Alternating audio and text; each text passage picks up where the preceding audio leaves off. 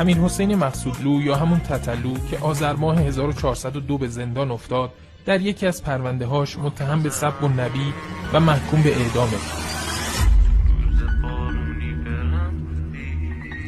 طبق ماده 114 قانون مجازات اسلامی، اگه متهم جرمی داشته باشه که مجازات حدی داره، در صورت احراز توبه توسط قاضی، حد از او برداشته میشه. حدود 3 هفته پیش جلسه‌ای در دادگاه کیفری برای رسیدگی به وضعیت تتلو برگزار شد و او هم از طریق ویدیو کنفرانس در اون حضور داشت. قاضی درباره توبهش تحقیق کرد و تتلو گفت از گذشته پشیمونه، توبه کرده و حتی آهنگی در مدح امام علی آماده کرده. او در جلسه به پرسش‌های دینی از جمله اصول دین پاسخ داد و تاکید کرد که در زندان نماز و روزش رو به جا میاره. مسئولان زندان هم رفتار مناسب و انجام واجبات توسط تتلو رو تایید کردند.